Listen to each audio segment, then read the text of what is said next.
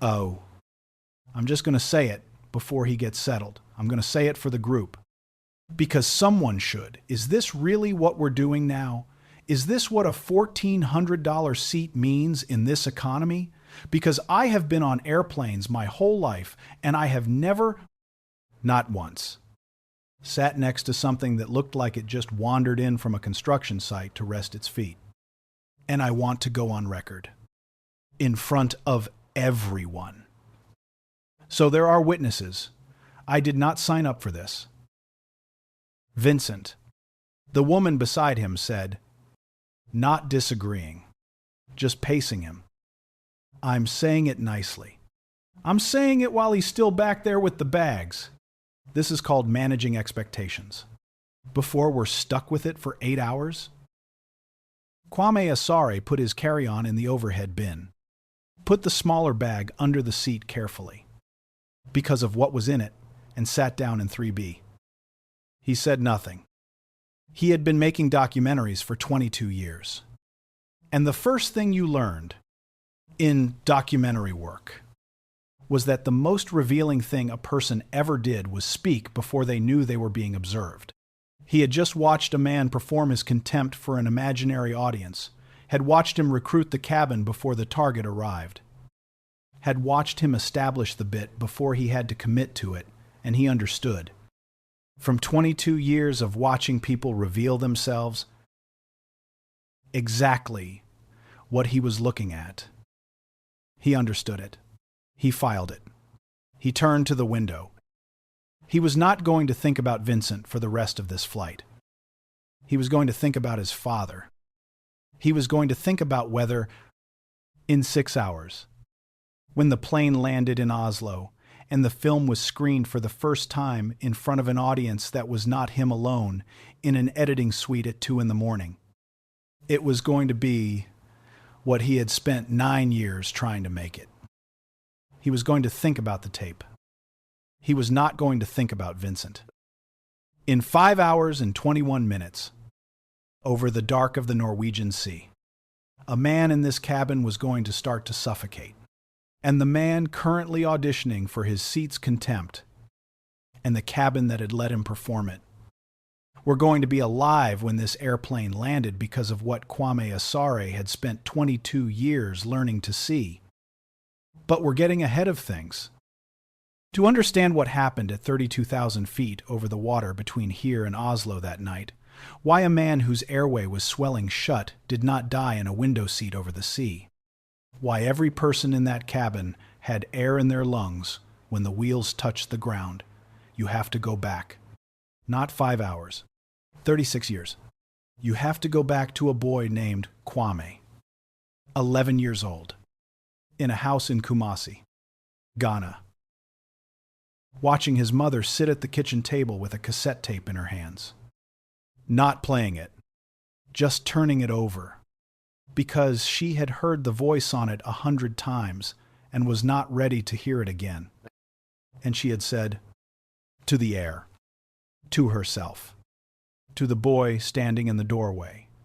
He sent this 3 days before. He knew. I think he always knew before we knew. His name is Kwame Asare. He is 47 years old. And on the night this story happens, he is a documentary filmmaker, one of those people who point a camera at the things the world has decided not to look at directly, and hold it steady until the world looks anyway. He has spent 22 years doing this work. He has made 14 films. He has won the things you win when you do this work for 22 years. He is flying to Oslo because the 15-month film he just finished is being screened at the festival there. And the film is about his father. And he has never screened it for an audience. And he is afraid. Hold on to that. The looking. The holding steady. Because in less than 6 hours, a man in this cabin is going to need someone who has 22 years of training in noticing the thing that is wrong before it is visible as wrong. And Kwame Asare is going to be the one sitting close enough to notice. But at 9 at night, none of them knew that. All they saw were the clothes. Let me tell you about the clothes. because Vincent Marsh spent a solid 90 seconds on them, and it is worth knowing what he was actually sneering at. The jacket was canvas, olive, worn at the elbows, a jacket that had been on shoots in 7 countries, that had been rained on in Liberia and dusted with Saharan sand in Mali and left on the floor of a military barracks in DRC, while Kwame sat with a former child soldier for 4 hours and recorded the interview that won the Prix Europa 2. Years ago, the boots were work boots. Heavy. Resoled twice. The kind of boots you wore when you were going to be on your feet for 12 hours in terrain that wanted to kill your feet. The bag on the floor was a small equipment case, not the camera. The camera was in the checked hold, but the audio interface and the external drive and the one piece of equipment he would never check. Not ever. Not under any circumstances. The tape was in a padded case, the size of a deck of cards, sealed inside a Ziploc bag, inside a foam-lined box, inside the equipment case. It was a TDK de Negentith cassette. Magnetic. 36 years old. The kind of tape that did not last forever and knew it, and which Kwame had kept in conditions of archival correctness for 22 years, because he was a filmmaker who understood that irreplaceable things required the specific attention that prevented them from being lost twice. His father had recorded it in January 1988, at a UN peacekeeping camp in a country whose name had changed since, and whose circumstances had changed since, and which had, in the years between, worked out some of what it was fighting about and remained in the middle of the rest. Sergeant Emmanuel Assari had been 29 years old. He had borrowed a recorder from a French journalist, and he had sat alone in a tent, and he had spoken for 47 minutes to his wife, to his son, to the child they were expecting, and who was born 4 months after Emmanuel died. He had mailed the tape home. It had arrived 6 months after his death. Kwame's mother had played it once, in the kitchen, with Kwame in the doorway, and had not played it since. She had given it to Kwame when he was 25 and leaving for film school. She had said, "It's yours. I've heard it. You should hear it when you're ready." He had not been ready for 22 years. He had carried it with him on every shoot, in the padded case, in the equipment bag, in the specific company of the tools he used to do his work. He had the technology to digitize. It had had the technology for 15 years. He had not digitized it, because digitizing it was a commitment to hearing it. And hearing it was the thing he had been building toward and away from simultaneously for 22 years. He had listened to it 6 weeks ago. For the first time, he had listened to it in the editing suite, alone, at 2 in the morning, and then he had sat in the silence for an hour. And then he had gone home. And then he had rebuilt the ending of the film around what his father had said. The film that was being screened in Oslo in less than 24 hours. The tape was in the equipment case under the seat. He had not been ready to check it. He was not sure he would ever be ready to check it. This is the story of Kwame Assari, and of Flight 441, and of what 22 years of learning to see the thing that's wrong before it becomes visible teaches a man to do when a stranger's body starts failing 6 rows away. Here is what Vincent Marsh did not know. Settled into 3A, with the performance concluded and the audience, he felt, adequately primed. And here is what his wife Pamela, in Trey, did not know Pamela, who had said times Vincent, times in the tone of a woman who had been saying his name as a pace car for 30 years. And here is what the senior flight attendant, a man named Robert Asante, who had nothing to do with Kwame's family, but shared the name in the specific way that names moved through diasporas, who had watched the whole boarding performance and had then gone to check whether there was another seat in the forward cabin that he could offer Kwame, and had found there was not. That Kwame had spent 11 years in West Africa before film school. Not continuously, he had been born in Kumasi, had moved to London with his mother and infant sister after his father died, had grown up in South London, but he had gone back repeatedly from his 20s on, and he had made 4 films set in Ghana and 2 in Liberia and 1 in DRC and 1 in a country that had asked him not to name it. He had been in the specific situations that documentary filmmakers who worked in conflict zones were in. Situations where something was happening that the principals did not know he was recording. Situations where everything looked normal and was not. Situations where the camera trained his attention in the specific way that film training always trained your attention, which was to see everything, to see it without interpreting it, to record it and interpret it later. The thing that film training did to a person's eye was this. It removed the filter that the brain applied by default, the filter that processed visual information through expectation and delivered not what was there, but what was supposed to be there. A trained documentary eye saw what was actually there. It was why surveillance footage was sometimes passed to people with film training, not because they were better at analysis, but because they were better at seeing without the filter. Kwame had been doing this for 22 years. He was going to use it in 6 rows. But first, the film. The film was called Times 47 Minutes. The title came from the length of the tape. He had not decided.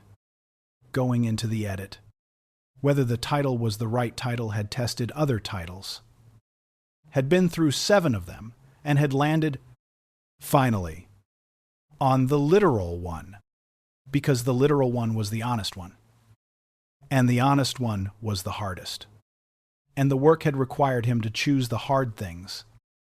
The film was structured around the tape, but it was not a recording of the tape. He had not put his father's voice in the film. Not directly. Not in the way that made it easy. The film was the attempt to understand the 47 minutes to show. Through interviews and archival footage and the specific, careful reconstruction of what 1,988 looked like in that camp on that hill, what a man of 29 would have said, and how he would have said it, and why he had set it to a TDK D90 cassette and mailed it home to a wife and a son he would not see again. He had interviewed 41 people. He had traveled to 4 countries. He had spent 9 years in the gaps between the other films. Building the understanding that let him make the film, he was now flying to screen. He was afraid of what an audience would do to it. He had made 14 films. He knew what audiences did. They brought themselves to the work. They brought their own losses and their own fathers and their own tapes. And sometimes what they brought was what the film needed, and sometimes it was something else entirely, and you could not control it. You made the film. Then the film was no longer yours. He was not ready for the film to not be his anymore. He was going to Oslo anyway. Robert Azante, the senior flight attendant, was 53, and he had been doing the job for 24 years. And he had the specific relationship with the first-class cabin that 24 years produced, the ability to see. In the first 4 minutes of a boarding, the complete social topology of what he was about to manage for 8 hours. He had seen Vincent Marsh's performance. He had done the math on the complaint letters. He had gone to check for another seat. He had found that the flight was full.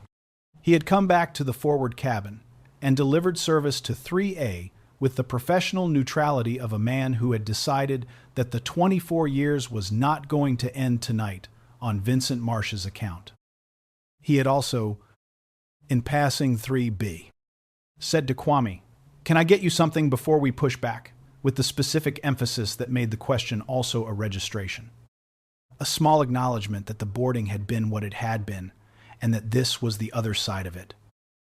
Kwame had said, "Water," and "Thank you." Robert had brought the water and said nothing else. Because nothing else was needed. The woman in 5A, 2 rows back, her name was Dr.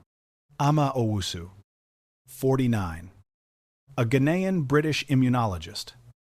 Returning from a conference in New York, going home to London, she had heard the boarding situation and had registered Kwame and had registered in the specific professional way of a woman who had spent 25 years studying the immune system's behavior, that the man in 3B was conducting himself with the particular restraint of someone who had made a decision about what the situation required and was executing it. She was going to be the one who did the specific medical work later. But that was later. Right now, she was reading the paper she'd been meaning to read for 3 weeks. And thinking about the immunology conference. And not thinking about the man in 3A, who had performed his disgust for the cabin before the object of it had taken his seat. From 4D. Behind and across. Marcus Nkosi, 32. South African. A graduate student in film at NYU. Flying home to visit his family and his committee. He had been accepted at NYU specifically because of an essay about Kwame Asare's 2018 film, the Liberia one, and he had written about what the film did with looking with the camera as a form of sustained attention that created ethical obligation. He had written about how the film argued that to look at something truly was to take responsibility for it. He had recognized Kwame at the gate. He had not said anything. Because he was 22, and 22-year-olds did not go up to the filmmakers. They had written their application essays about and introduced themselves in airport boarding areas. Or not without a specific kind of courage that Marcus was still working on. He had sat in 4D and hoped he would find a moment on the flight.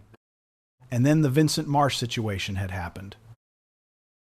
And Marcus had sat in 4D, doing what he always did when something happened that needed thinking about, which was watch very carefully and try to understand what he was seeing.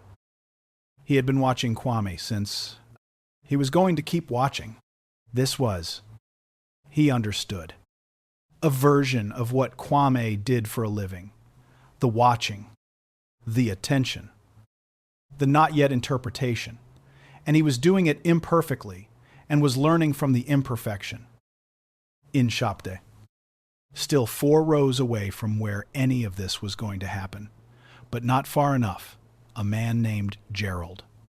58. A software executive from Minneapolis, who had taken the melatonin and the antihistamine 2 hours before the flight because he had a system for transatlantic sleeping, and the system had worked 17 times, and he saw no reason it would not work the 18th time. He was allergic to something in the system. He did not know this yet. He had been taking the combination for 3 years. The combination had not, in 3 years, interacted badly with anything. What had changed was that he had, before boarding, eaten a piece of chocolate given to him by a colleague's assistant, a thank you gift. Wrapped. She had said, times, it's from a small producer. The cacao is unusual times, and the small producer used a processing method that, in combination with the antihistamine and a specific protein in the particular variety of cacao, produced in a small percentage of people the thing that was going to produce in Gerald in approximately 2.5 hours. He would not know any of this for 2.5 hours. He was going to sleep now. He was going to wake up, and his mouth was going to feel wrong. And he was going to tell himself that it was the melatonin wearing off.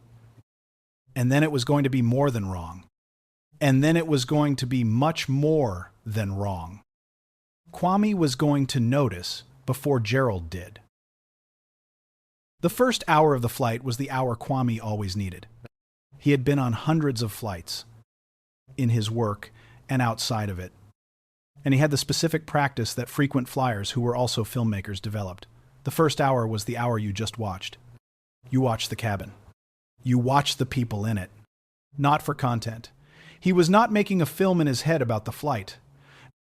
Or Not intentionally, but because watching was what he did, and the habit did not turn off. He watched Vincent Marsh order 2 drinks in 40 minutes and become, across those 40 minutes, progressively less interesting, the performance, when it was not being performed for an audience, collapsed into the specific deflation of a man who had shown everyone his bit and now had nowhere to go with it. Pamela read her magazine. Robert Asante provided service with the professional distance of a man who had decided where his attention was and wasn't going. He thought about the film. He thought about the ending, which he had rebuilt after listening to the tape. He was not going to describe the ending. Not to himself. Not yet. He had a superstition about describing endings before screenings. A filmmaker's superstition. The specific fear that saying the thing out loud would change what it was, would make it something other than what he had built. He thought around the ending instead, the way you thought around something you couldn't look at directly. He thought about what his father had said, not the words. He had memorized the words, had translated them. His father had spoken in Twi, primarily with English phrases that had gotten into the language and couldn't get back out, but the quality of the speaking. The 47 minutes. What it felt like to be a man of 29 who knew he was sending his voice somewhere his body could not follow. He thought about his mother, sitting at the kitchen table with the tape in her hands. He thought about his sister, who had been born 4 months after their father died, who had never heard his voice before the film, who had watched the first rough cut in the editing suite in London and had said, at the end, simply, "He sounds like you. He sounds exactly like you." He thought about that. He did not have words for what he thought about it. He took out the notebook he traveled with and wrote 2 sentences. He did not know yet what the sentences were for.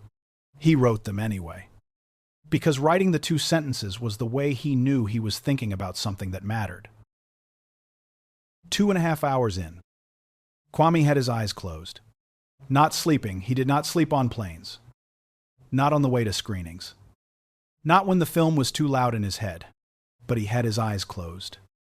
Because the camera eye needed to rest sometimes. And the rest was the same as the rest that a muscle needed. And the muscle was the same muscle, whether it was pointing at a DRC barracks or a cabin going dark at 32,000 feet. He heard Gerald first. He heard, before he saw, the specific sound of a man who is trying to speak and finding the mechanism for speaking unreliable, not the sound of difficulty. Exactly. But the sound of something that should not require effort requiring it. The small sounds of a body working at a thing that was supposed to be automatic. He opened his eyes. He looked across the 4 rows between them with the eye that did not filter. He saw a man sitting too still in 7C, in the specific stillness of someone who is concentrating very hard on a body that is not cooperating. He saw the man touch his throat. He saw the man's wife, in 7D, looking at a screen and not at her husband. He saw no one else in the surrounding rows looking at Gerald. He looked at Gerald's neck. The visual was subtle, a fullness, a swelling that would not have been noticeable to someone not looking for it. But Kwame's eye did not miss subtle things. He had spent 22 years in rooms where the thing that mattered was subtle. He pressed the call button. Robert came. He said, quietly, "Row 7C. The man's having trouble. I think his airway is swelling." He said it in the specific neutral tone he used when he was telling an interviewee something important that needed to be received correctly, not alarmed. Not performing urgency. Just, here is what I'm seeing. Here is what I need you to do with it. Robert looked at him. He said, "How do you know?" I watched him touch his throat twice in the last 90 seconds. Kwame said, and his neck looks different from the headshot on his boarding pass. This last was unusual. He would explain, later, that he had developed the habit of looking at boarding passes not for the names, but for the face photographs. Because a face photograph was the base reading. The face, as the person was when they were not on an airplane feeling fine. And any deviation from the base reading was data. He had started doing this in 2009 on a shoot in Sierra Leone. For reasons he would explain to a medical journal 3 years after this flight in an article that was later assigned reading in emergency medical training. Robert went to 7C. He assessed. He came back. He went to the phone. He paged. He asked if there was a doctor. Dr. Ama Owusu was already standing. She had heard the page. But she had also, and this she noted in the article she co-wrote with Kwame, 18 months later, she had already seen it herself, 2 minutes before the call button, from the other direction. She had been watching the wrong thing. She had been watching Gerald's wife's reaction, which was still nothing, and had decided it was nothing. It was only when she recalculated when the page came and she looked at Gerald and not his wife that she saw what Kwame had already seen. She said, "To Robert, angioedema. His airway is going. Do you have epinephrine?" "Medical kit," Robert said. He was already moving. "And oxygen?" she said. She was at Gerald's row, kneeling. She had the specific manner of a person who had the knowledge and had decided not to perform the having of it. She said, to Gerald's wife, whose name was Patricia, and who had just understood that something was wrong. "Patricia, I'm a doctor. I'm here. Your husband's throat is swelling, and I need to give him medication. It's going to be all right, but I need you to stay calm and stay here." Gerald, who could hear them, who was still conscious, who was frightened in the specific, quiet way of a man who understood that his body was failing him but did not understand why Gerald heard a doctor and heard times "it's going to be all right," times in the voice of someone who was not performing the saying of it. And he breathed as much as he could breathe and held the armrests and waited. The epinephrine, the oxygen, the specific careful procedure of a physician managing a serious allergic reaction in a seat at altitude, with a medical kit whose contents she knew and was using correctly, with Robert Asante providing what she needed before she finished asking for it. It took 19 minutes. After the first 8, it was clear it was working. After 19, it was clear Gerald was going to be all right. The flight did not divert.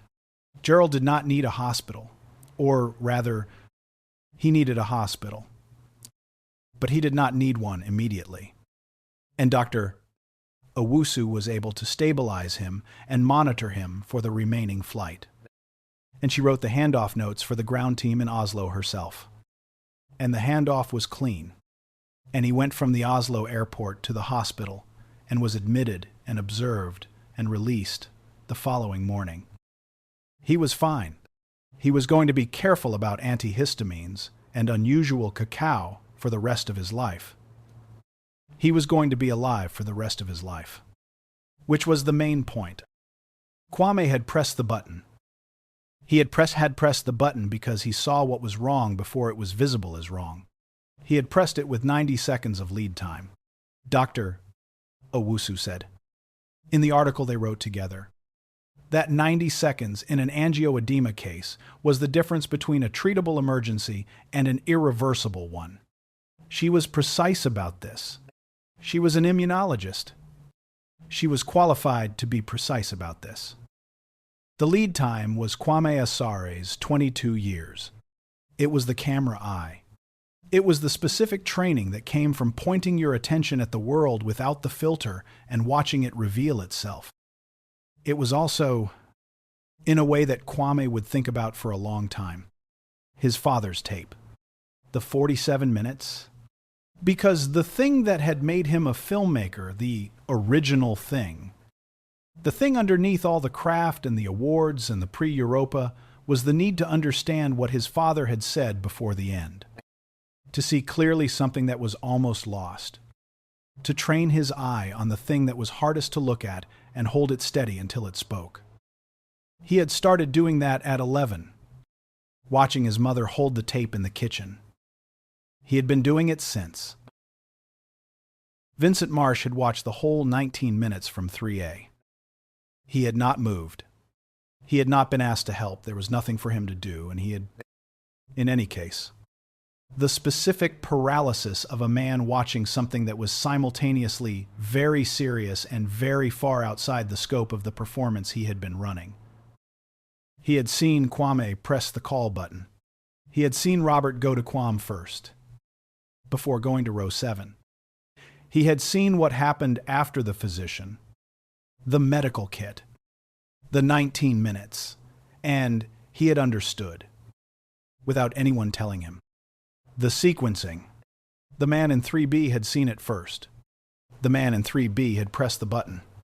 The man in 3B, who was wearing a canvas jacket and work boots, and had been described as something that wandered in from a construction site, had been the first person in the cabin to know that a man in row 7 was going to suffocate. Vincent Marsh sat in 3A, and he thought about the specific arithmetic of this. He had made money his entire life by being correct about value. He assessed businesses, assessed people, assessed risk. He was, in the terms he would have used for himself, very good at knowing what something was worth. And he had looked at the man in 3B and had decided in 30 seconds, and before the man had spoken, what he was worth.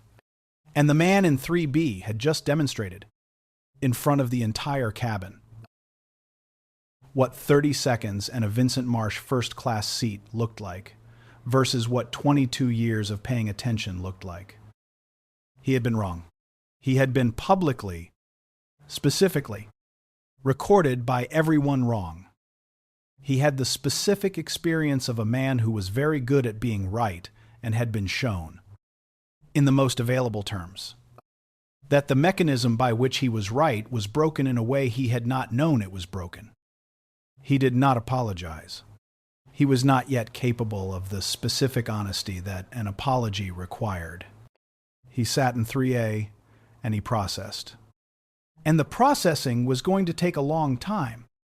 And the first installment of it was happening right now, in a seat at 32,000 feet, while a physician and a flight attendant did what they did 6 rows back, and the man in 3B looked out the window in the specific way of someone who has done the thing that needed doing and has now returned to whatever he was thinking about before.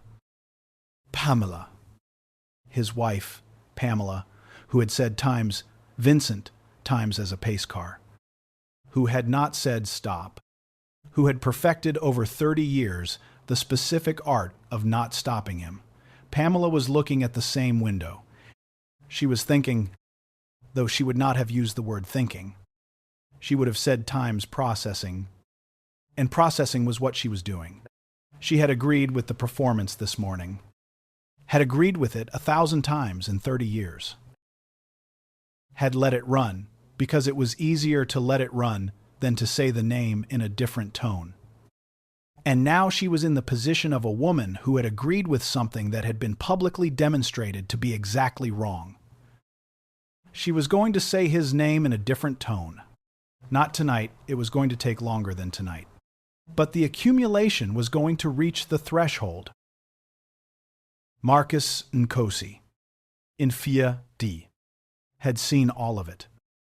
He had been watching Kwame since the boarding, and he had watched the 19 minutes, and he had watched the way Kwame returned from pressing the button to the window and the notebook, and He understood in the way that a 22-year-old who had written his application essay on looking and responsibility understood things that he was watching, what his essay had been about. He had written about the camera creating ethical obligation. He was watching the thing that created the camera, the thing underneath the camera.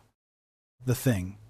The camera was an extension of, create an ethical obligation in real time. He got up after the 19 minutes. He walked to 3B. He said, "Mr. Asare, my name is Marcus Nkosi. I'm a film student at NYU. I wrote my application essay about times, the distance between us. The Liberia film." He stopped.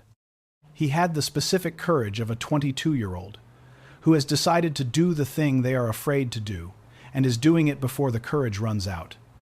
I don't want to intrude. I wanted to say that I'm on this flight and I know who you are and what you just did, and I think it matters. Kwame looked at him. He had the eye. He could see. In 30 seconds. Things about a person that took other people an hour. He saw Marcus Nkosi in 30 seconds, and he said, "Sit down, if you want." Marcus sat in the empty seat across the aisle. They talked for 2 hours. Not about the boarding situation, neither of them mentioned it, which was the specific mercy that both of them offered each other. They talked about the Liberia film, about what Kwame was doing with looking, about what the difference was between documentary and narrative, about the specific ethics of representing real people who had given you access and real events that had happened to them. They talked about the Oslo film, which Kwame described without describing the ending, in the way of a filmmaker talking about a film they were afraid of, which Marcus recognized because he had read everything Kwame had written about the work. At some point, Marcus would not remember exactly when. Kwame said, "What's your essay about?" "The application. 1." Marcus told him.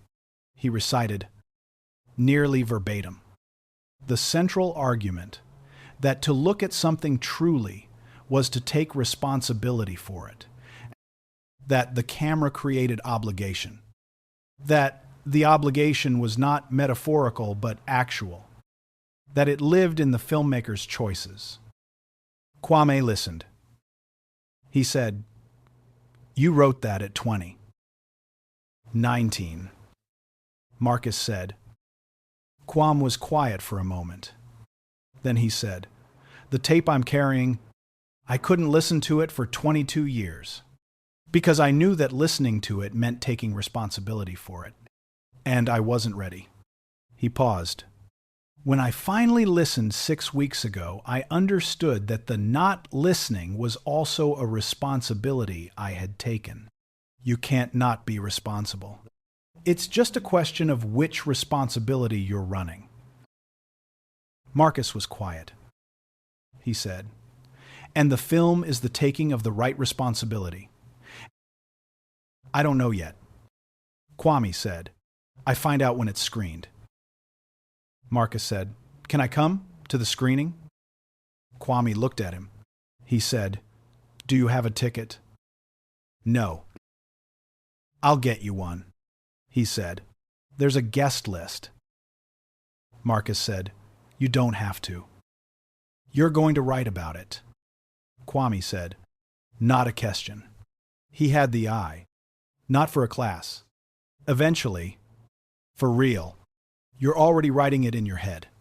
He looked at him. "You should be in the room." Oslo, Gardermoen Airport.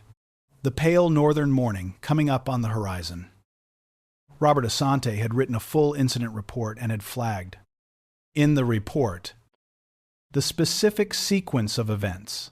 Passenger in 3B, observed distress in 7C, before medical page.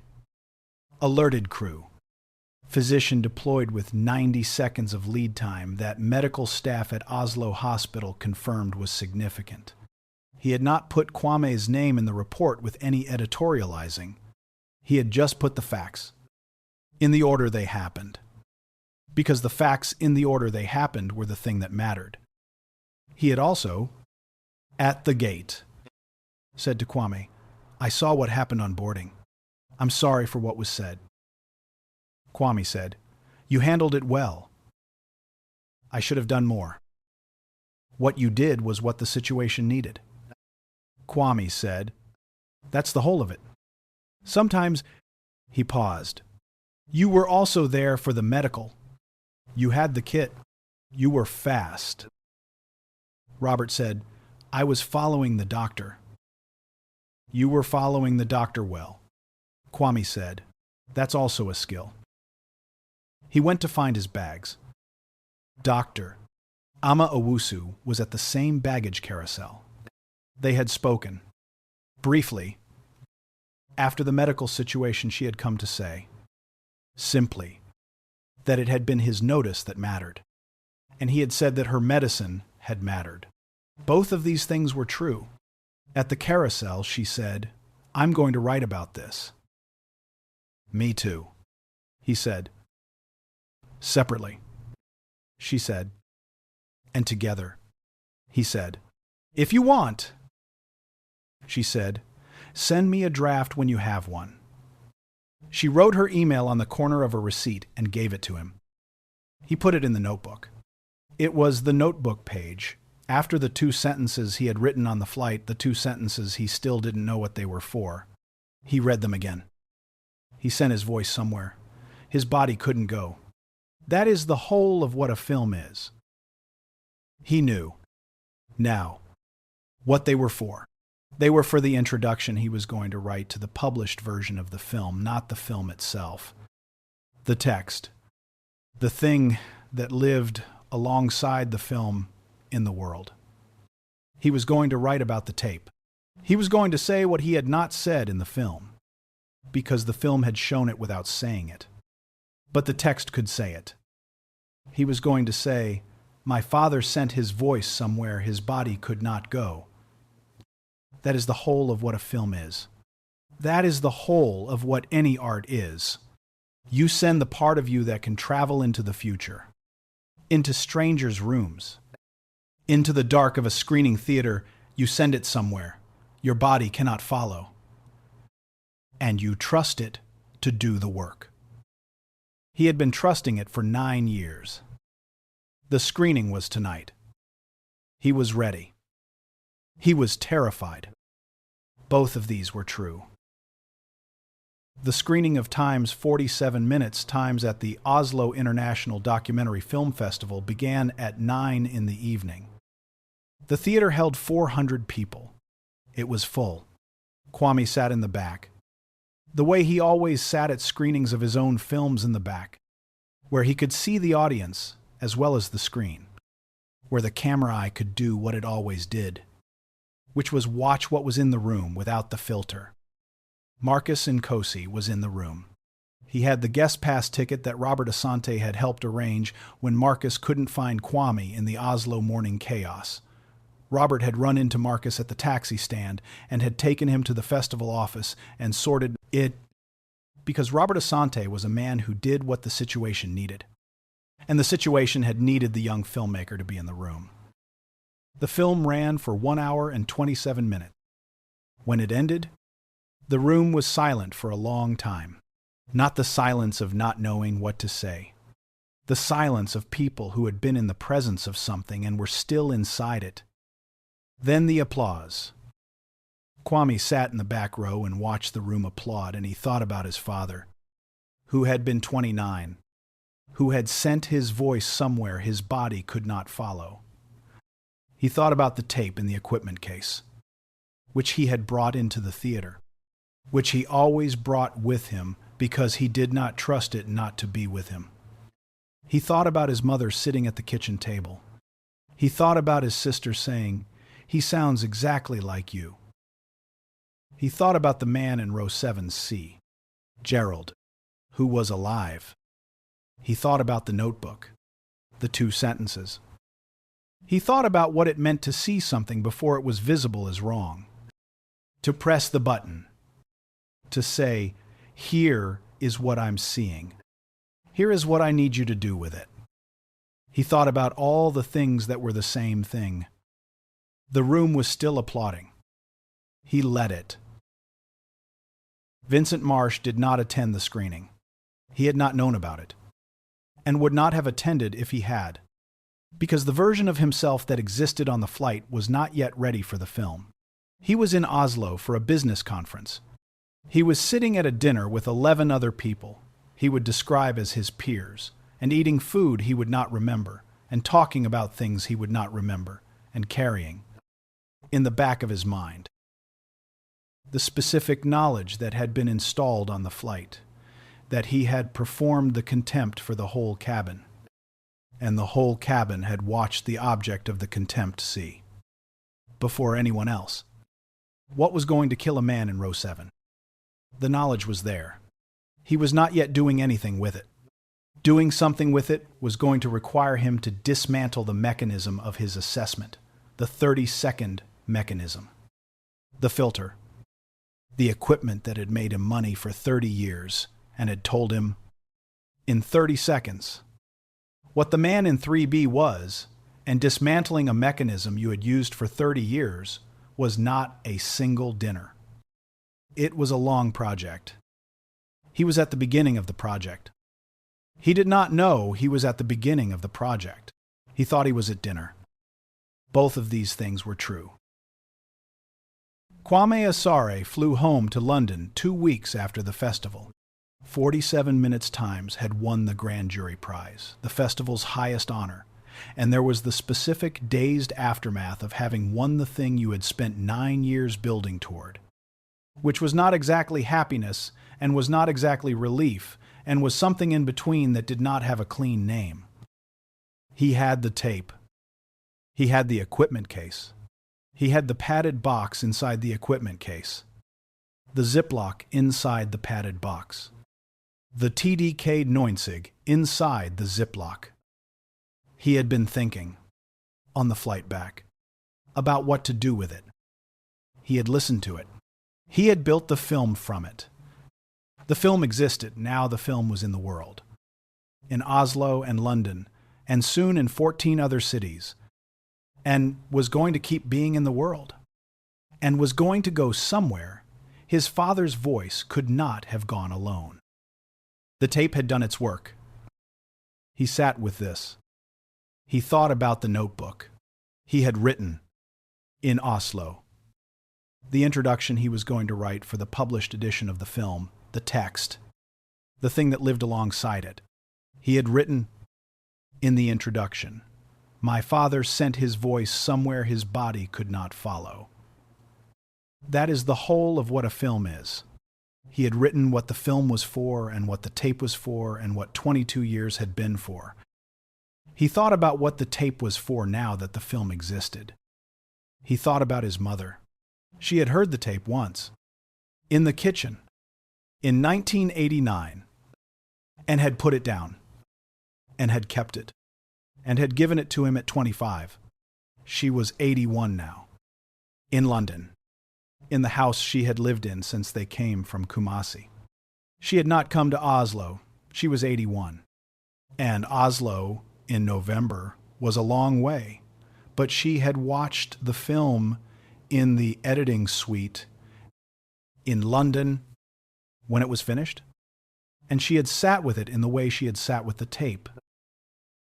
And she had said, at the end, he would have been proud of the film and of you. He called her from the Oslo airport. He said, "I want to bring you the tape." She was quiet for a moment. She said, "I have the one you sent me, the copy, the original." He said, "I want to bring you the original. It should be with you." She was quiet for another moment. She said, "Come home." Then he came home. He sat with her in the kitchen, in the house in London, in the room that still smelled, somehow, improbably, After 30 years of the specific things that kitchens remembered, if you let them, he put the equipment case on the table. He opened it, and the padded box, and the Ziploc, and he put the tape on the kitchen table. His mother looked at it. She had last held it in January 1989. She was 62 years old then, and afraid, and she had heard his voice and put it down. She was 81 now. She picked it up. She held it. She did not play it. She knew what it said. She held it the way she had held it 36 years ago, and she said nothing. And Kwame sat across the table from her and did not say anything. And the kitchen held them both, the way kitchens held the things that happened in them. He was thinking, sitting at the table, about the man in 3B and the man in 7C and the 19 minutes and the call button and the eye that did not filter. He was thinking about what it meant to see something before it was visible as wrong. He was thinking about what his father had said. In the 47 minutes that he had spent 22 years not being ready to hear. His father had said, "I am sending this to you because a man's voice can go where his body cannot. I do not know what is ahead. I know what I have built, and I know it goes on without me. That is enough. That has always been enough. Whatever you are carrying, put it down when you are ready. And pick it up again when you need it. And know that the carrying is not the end of the thing." He sat in the kitchen with his mother and the tape. The carrying was not the end of the thing. He had carried it for 22 years. He had made the film. The film was in Oslo and London and 14 other cities, and was going to keep going. His father's voice had gone where his body could not follow, and it was still going. That was the whole thing. That was everything. That was enough. There is one more thing to say, and it is about the eye. The eye that sees without the filter. The eye that Kwame had spent 22 years building, one shoot at a time, one room at a time, one person revealing themselves to a camera held steady. You develop this eye by doing one specific thing. You stop assuming, you stop bringing the interpretation to the image before you have the image. You train yourself to receive what is there, separate from what you expected to be there, and to hold the gap between those two things long enough that the gap tells you something. This is not natural. The brain does not do this by default. The brain is a prediction machine. It is constantly generating models of what is about to happen and checking incoming data against the model and discarding the data that matches and flagging only the data that doesn't. This is efficient. It is how you cross a street without dying. It is also why you do not see the thing that is wrong until it is very wrong. Because the model keeps telling you everything is fine. Documentary training breaks this. It breaks it deliberately. Because the documentary filmmaker's job is to see the thing that doesn't match the model, to be there for the moment when reality is different from expectation, and to have the camera running. Kwame had been breaking his own model for 22 years. He had broken it so thoroughly that it ran differently now. He sat in 3B and he watched 7C with the eye that did not assume, that did not accept the first reading, that held the image until the image showed him what was there. And what was there was a man whose neck was fuller than it had been when he sat down, whose hand went to his throat twice in 90 seconds, whose stillness was the stillness of effort rather than the stillness of rest. He pressed the button. That was the whole of it. The 22 years distilled into a pressed button and a quiet sentence. Row 7C. The man's having trouble. I think his airway is swelling.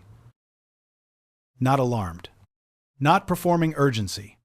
Just, here is what I'm seeing. Here is what I need you to do with it.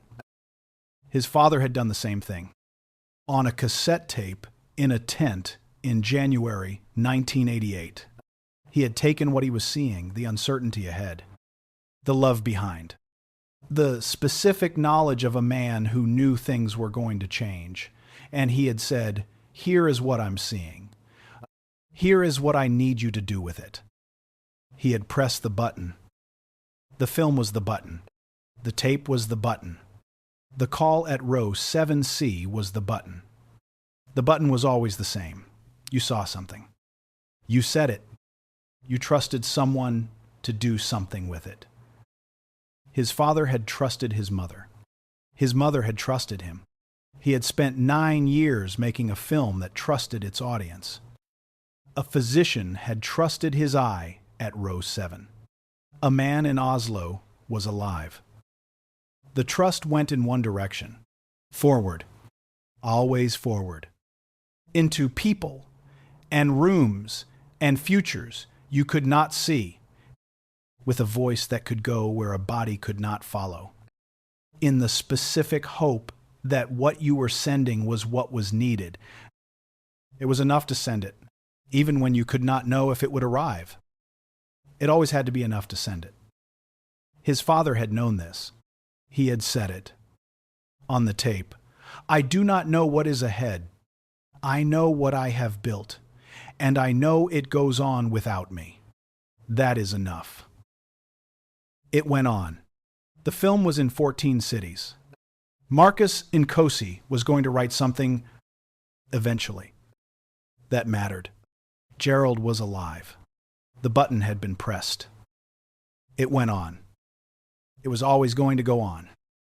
That was what you had. When you pressed the button, the going on. Dr. Ama Owusu's article was published in Times Annals of Emergency Medicine, Times 11 months after the flight. Its title was Times Lay Bystander Recognition of Angioedema, a Case Report and Analysis. The case was Flight 441. The lay bystander was identified as a documentary filmmaker with no medical training who had noticed the warning signs an estimated 90 seconds before the medical page. The article was cited 47 times in its first year. It was assigned in 3 medical schools. It was used in a modified form in a wilderness first responder training program whose founder had read the article and had then watched times 47 minutes times and had found in the film the visual language for what the article was describing, the specific quality of sustained attention, unpolluted by expectation, that distinguished a person who saw the warning sign from a person who did not. The article was co-authored by Owusu and Asare. In the acknowledgments, Kwame had written, "We acknowledge the specific conditions that made this observation possible.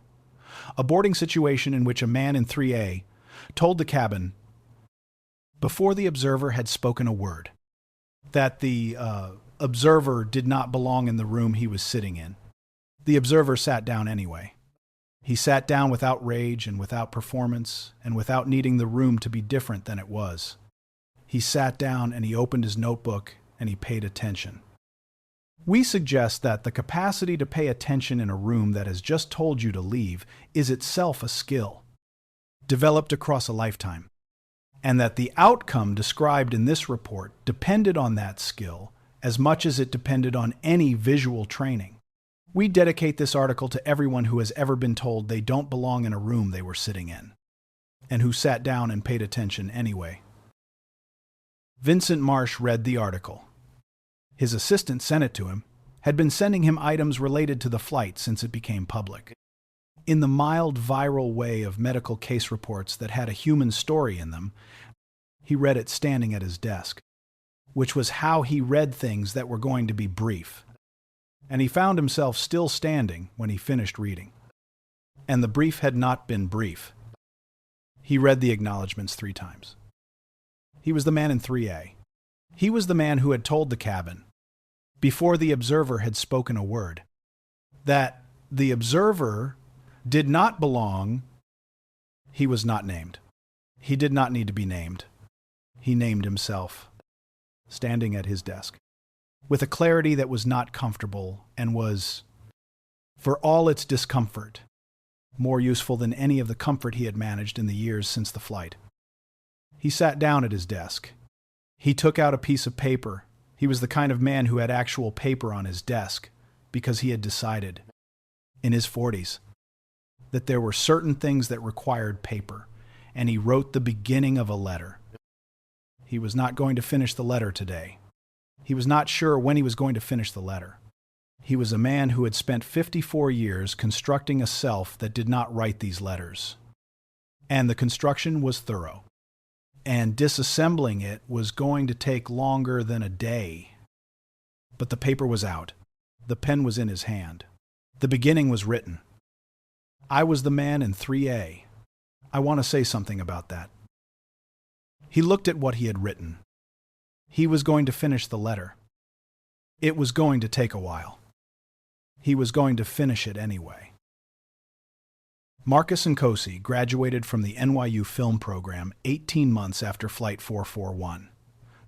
His thesis film was about a grandmother who had raised him and who had died the year before he started the program, and who was present throughout the film, only in the objects she had left behind, and in the faces of the people who had known her. He had not planned to make a film about objects. He had planned to make a film about a neighborhood in Cape Town. He had changed the plan after Oslo. After the conversation with Kwame, after sitting in the back of a theater at 9 in the evening and watching what a filmmaker did with a cassette tape and a father who had died before the filmmaker was old enough to know him, he had gone back to Cape Town. He had gone back to the objects his grandmother left. He had made the film. At his thesis screening, he put a note in the program. This film is dedicated to every person who was told they didn't belong in the room they were sitting in, and who sat down and paid attention anyway. It is also dedicated to the film time's 47 minutes, which I saw on a night in Oslo when I was in a room with the filmmaker, and which showed me what the camera was for. He sent the program to Kwame. Kwame kept it in the notebook. The 43rd notebook, the one from the flight, was full now. It lived on the shelf above his desk in his London office, next to the 42nd and the 44th, in the specific order that notebooks accumulated on a shelf when a person used them for the work. The tape was with his mother, in the kitchen, in the house in London, in the drawer of the table where it had always been, where she had put it after Kwame brought it home, where it was going to be for as long as she was in the house. He had a copy. He had digitized it. The file was on the drive and in the cloud, and in 2 separate archives, because that was the archivist's approach, and the archivist's approach was correct. He had listened to it many times now. He had built the film from it. The film was in the world. The film was going on. His father's voice was going where his body could not follow. In 14 cities and counting, in theaters where strangers sat in the dark and received what had been sent, and did whatever they did with it, and went out into the world carrying it. The carrying went on. It was always going to go on. Kwame sat at his desk in London and opened the 45th notebook, which was new, which had nothing in it yet, which had the specific blankness of a thing that was going to be filled. He was making a new film. He was not ready to talk about it. He was going to make it anyway, because ready was not the requirement. The requirement was the eye that did not filter, the eye that had been 22 years in the building and would be the rest of his life in the using. He opened the notebook. He wrote the date. He wrote the first sentence. He got to work. There is a sentence in the published version of Time's 47 Minutes, Time's in the text introduction, the one that goes alongside the film in the catalog edition that people have quoted more than any other sentence in anything Kwame has written.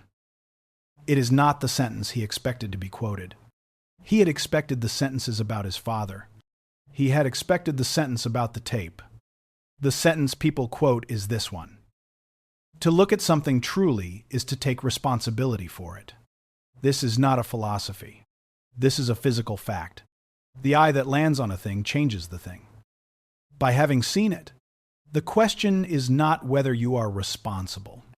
The question is, are you paying enough attention to be responsible correctly? He wrote it thinking about row 7C. He wrote it thinking about Gerald, who was alive because the eye had landed on him and had not accepted. The first reading had held the image until it showed what was actually there. He wrote it thinking about 22 years of shoots in rooms where the camera created the specific ethical weight of sustained attention. He also wrote it thinking about the tape, about his father, who had looked at the uncertainty ahead and had not looked away, who had sat in a tent with a borrowed recorder and held steady for 47 minutes and said what he saw, who had taken responsibility for the seeing in the only way available to him, which was to put the seeing into something that could go where he could not go and arrive in the kitchen of a house in Kumasi and later in London and eventually in a theater in Oslo and in 14 other cities, and in the work of a filmmaker who had spent 22 years learning in the specific and unglamorous and daily way to see. He had learned it from the tape, from the 47 minutes, from a father who had pressed the button, who had taken the responsibility of the seeing and said, "Here is what I'm seeing. Here is what I need you to do with it." He had done something with it. He was going to keep doing something with it. That was the whole of what he had. And it was enough. It had always been enough.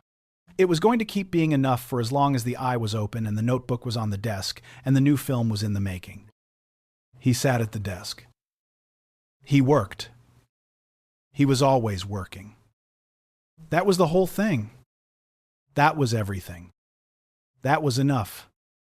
The air in the forward cabin smelled of pressurized carpet, expensive aftershave, and the cold ozone bite of an environmental control system working at 32,000 feet. I'm going to ask you one more time. Purser, Vincent Marsh said, his voice dropping into the flat. Clipped cadence he used when he was about to CC a managing director on an email chain. He didn't look at Kwame. He looked 3 inches above Robert Asante's left shoulder, right at the gold-embroidered wings on the purser's lapel. Is this seat assignment final? Or am I going to have to spend the next 7 hours explaining to corporate customer relations why first class looks like an intake center? Robert Asante didn't blink. He held a silver tray with 3 glasses of ice water, his posture as vertical as a plumb line. Mr. Marsh, 3A is your ticketed seat. Mr. Asare is ticketed in 3B. The flight is completely full in all cabins tonight. If you wish to downgrade to economy, I can check if a middle seat is open in row 38. Pamela Marsh, Intraik, didn't turn her head from the in-flight magazine, but her fingers tightened on the glossy page until the paper creaked. Vincent, she murmured, a low, warning hum. Don't. I'm not doing anything. Pamela, I'm asking a basic operational question. Vincent said, leaning back and crossing his arms, his calf brushing against Kwame's olive canvas jacket where it hung slightly over the armrest divider. Because some of us have a $400 million acquisition meeting in Oslo at 10 tomorrow morning, and some of us need to sleep without feeling like we're parked outside a hardware store. Kwame Asare didn't move his boots. He didn't pull his elbow in. He reached down under seat 3B, his fingers finding the double-zipped Cordura lip of his padded equipment case, confirming by touch the rectangular hard foam block inside that held the Ziploc bag, the archival box, and the TD Co. Dalfems cassette. The case stays under the seat, Kwame said. His voice was quiet, gravel dry, from 3 weeks in an editing suite on zero sleep. carrying the natural low pitch of a man who spent his life behind a shotgun microphone rather than in front of one. It's within FAA dimensions. Vincent finally turned his head, his eyes scanning Kwame's worn canvas cuffs, the frayed collar of his chambray shirt, the silver-furred knuckles resting on his knees. A small, cold smile touched the corner of Vincent's mouth. "I wasn't talking to you. Sport." "I know," Kwame said, looking straight through Vincent's wire-rimmed glasses to the red veins in his eyes. "That's why I'm telling you anyway." Across the aisle in 1B, a man in a bespoke charcoal wool suit unbuckled his seatbelt before the chime had even cleared. Stepping into the narrow galley aisle with the smooth, unhurried weight of an executive who owned the airspace he walked through, he was black, 50-odd, with silver-dusted temples, a gold Mont Blanc pen clipped to his breast pocket, and a leather folio under his arm, stamped with the crest of Vanguard Global Holdings. "Is there a problem back here?" "Robert?" the man asked. His voice was rich, cultured, educated at Dartmouth and polished in London, carrying the effortless authority of a man who sat on 3 international boards. Robert Asante turned slightly. "No problem. Mr. Mensah, just settling the forward cabin." Kojo Mensah's eyes drifted past Robert, past Vincent Marsh, and landed squarely on Kwame Asare's face. The air in the aisle went suddenly still. It took Kwame 2 seconds to place the face. Not from London. Not from New York. From a deposition room in Accra 6 years ago, a deposition that Vanguard Global's legal team had sealed after Kwame's second documentary aired on Channel 4. Kojo Mensah had been the chief legal counsel who signed the non-disclosure demands served on Kwame's production company in London. "Asare," Kojo Mensah said. The smile didn't reach his eyes. It stayed locked in his jaw. "I didn't realize independent media still had the travel budget for transatlantic first class." "Festival charter," Kwame said, his hand remaining steady on his lap. "The Oslo Committee pays for the directors they invite." Kojo Mensah stepped half an inch closer, his leather folio resting against the edge of 3A's seatback. Still carrying the antique? He glanced down at the equipment bag under 3B. "I heard a rumor in Soho last month that you finally digitized that UN tape. My board was somewhat curious whether you intended to include the 1988 Camp Ledger audio in your Oslo cut." Vincent Marsh looked up, his brow furrowing as he parsed the shift in tone. "You know this guy." "Koyo." "Mr. Asare is a filmmaker." "Vincent," Kojo said, his voice dripping with smooth, condescending velvet. "He specializes in taking complex geopolitical history and flattening it into 90-minute morality plays for European film festivals." Kojo looked back at Kwame, his voice dropping into a razor-thin whisper that didn't carry past 3B. "You should know. Kwame Vanguard's Norwegian subsidiary filed an ex parte injunction with the Oslo District Court 4 hours ago. The moment those wheels touch Gardermoen, customs officers are impounding every hard drive and physical master in your luggage." Kwame felt a cold drop of sweat trace the line of his spine under his chambray shirt. He didn't blink. "The tape isn't commercial property. Mensah, it's a personal family record. Emmanuel Asare's voice belongs to his widow. Your father was a UN peacekeeper under contract to an international force." "Asare," Kojo said softly, leaning down until the smell of his sandalwood cologne filled Kwame's space. "Anything recorded inside that perimeter in January 1988 belongs to the sovereign authority that funded the camp, which means it belongs to the corporate successor that acquired the infrastructure. You have media on this plane that constitutes stolen proprietary intelligence." "Get out of my face," Kwame said. He didn't raise his voice. He didn't stand up. He just looked at Kojo Mensah's gold tie bar until the corporate lawyer felt the weight of 22 years of camera eye focus holding him in place. Kojo straightened his cuffs, his smile relocking into place. He turned to Vincent Marsh. Vincent, if you want that seat change, let me know. My colleague in 1A is sleeping. I'm sure we can arrange a swap once we reach cruising altitude.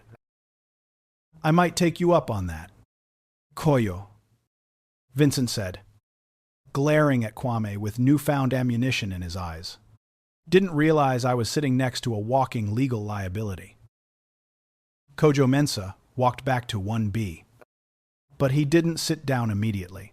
He leaned into the forward galley, speaking in a low, rapid, hushed tone to a junior flight attendant named Chloe, his gold pen pointing once toward seat 3B. 10 rows back, in FIA. Marcus Nkosi leaned forward, his elbows on his knees, his eyes locked on the back of Kwame's head. The 22-year-old NYU student had his notebook open on his tray table. A beat-up moleskin filled with scribbled shot lists and dense paragraphs of film theory. He had recognized Kojo Mensah the moment the man boarded Vanguard Global was the primary corporate sponsor of the NYU Tisch Media Pavilion. And Mensah's face was on the plaque in the main lobby. Marcus had seen the quiet, predatory posture Mensah assumed over seat 3B, had watched the lawyer's mouth move, had seen the sudden, rigid posture of Kwame Asare's shoulders. Marcus unbuckled his belt the moment the seatbelt sign flickered off after the initial climb out of JFK. He walked down the aisle toward the first-class lavatory, slowing his pace as he passed row 3. Kwame was unzipping the Cordura equipment case between his boots, his hands moving with meticulous, rehearsed caution. He checked the foam seal. The black Ziploc bag was intact. The TDK D90 tape was inside. But Kwame's fingers were cold. An ex parte injunction in Oslo. If Vanguard's lawyers met him at the gate, they would take the master drives, the backup drives, and the cassette. Even if the Norwegian courts eventually threw the injunction out, the tape would sit in a police evidence locker for 3 years, and a 36-year-old magnetic tape in a humid government locker would degrade past recovery before the legal team ever released it. Mr. Asare, Marcus whispered, leaning over 3D as if reaching for an overhead bin latch. Kwame looked up, his eye automatically assessing the young man's posture, his frayed NYU sweatshirt, his anxious, intelligence-filled eyes. Marcus.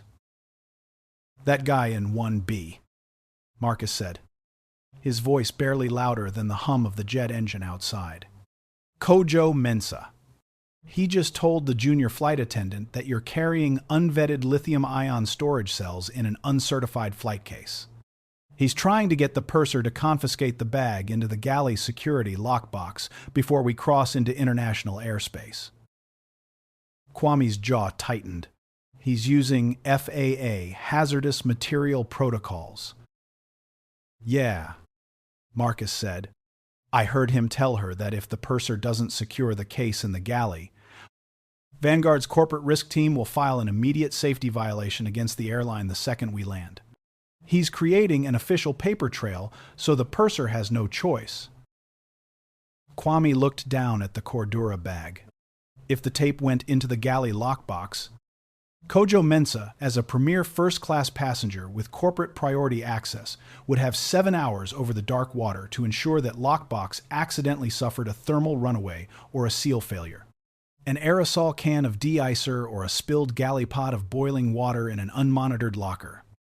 And 36 years of Emmanuel Asare's voice would melt into a blob of brown polyester film. Thanks, Marcus, Kwame said quiet. Go back to your seat. Don't get dragged into this. Mr. Asare. I wrote my thesis on your work, Marcus said, his voice shaking slightly with a mix of fear and ferocious loyalty. If they take that tape, 47 minutes times doesn't exist. The Oslo Festival won't screen a blank file. Go back to your seat.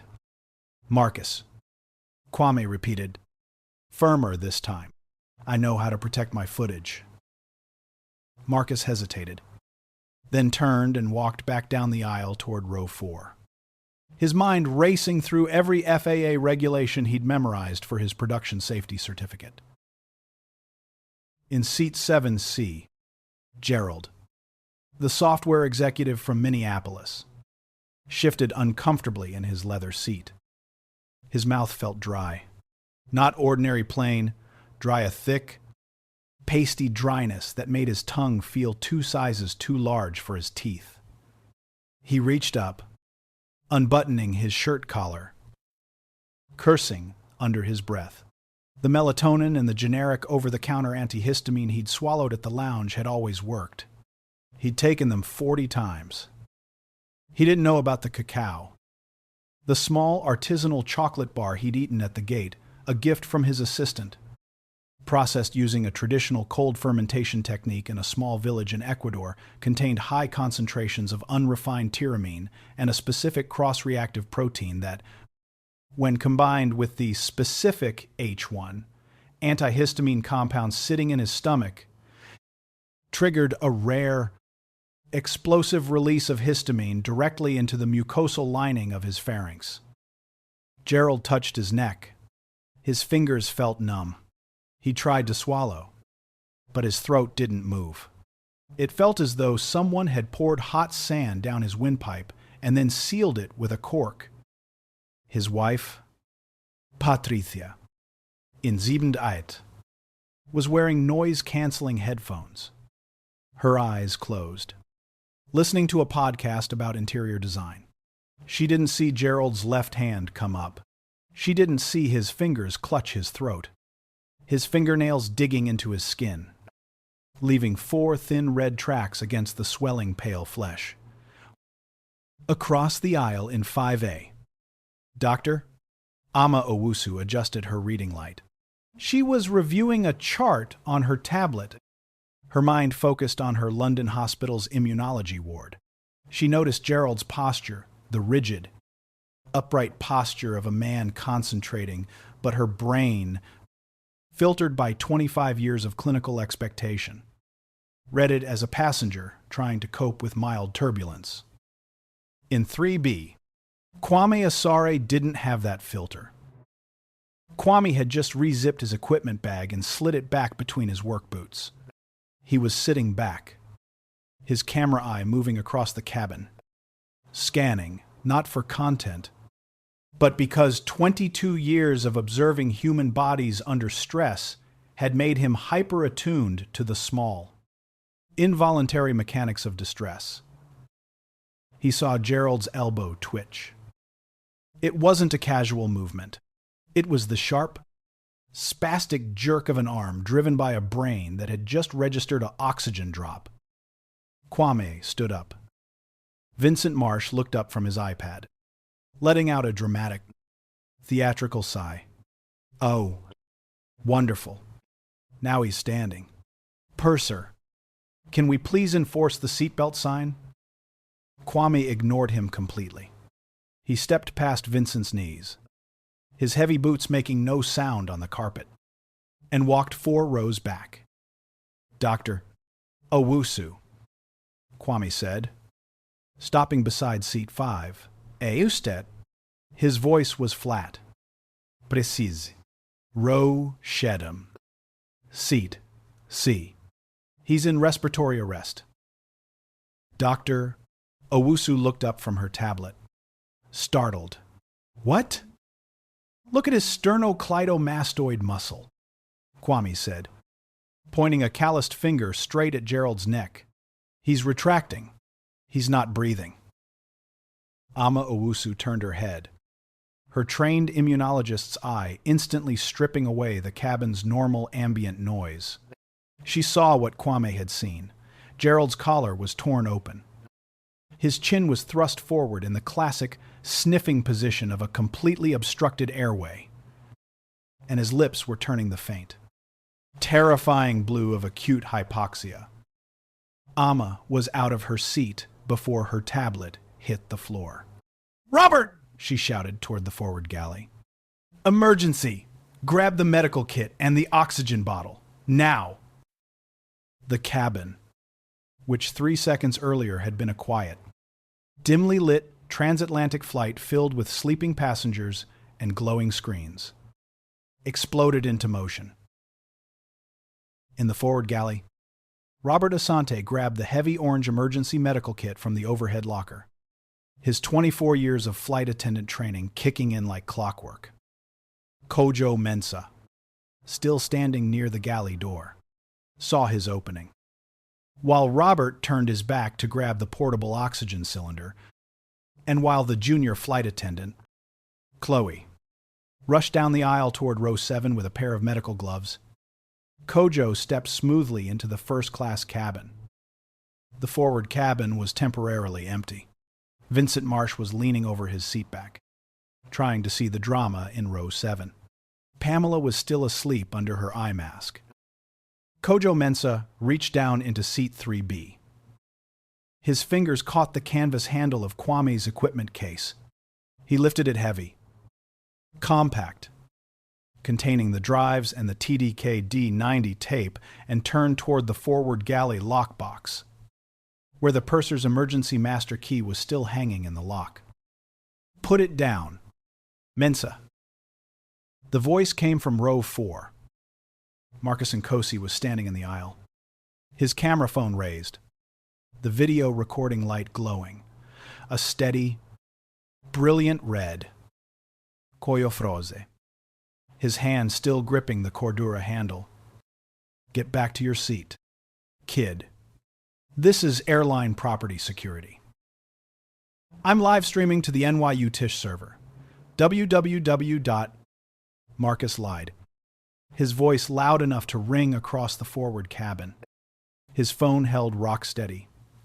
"I just captured you stealing a passenger's personal equipment during an active in-flight medical emergency. Put the bag down or the video goes to the FAA and the Oslo Press Corps before we cross the 30th meridian." Vincent Marsh turned around from 3A, his eyes wide. "What the hell is going on up here?"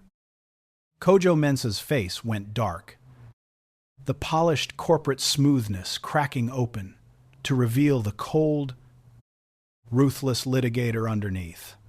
"You don't know what you're interfering with, boy." Kojo spat, his London accent sharpening into a blade.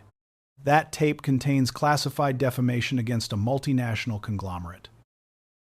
I don't care if it contains the secret recipe for Coca-Cola," Marcus said, stepping into the aisle, blocking Kojo's path to the galley lockbox.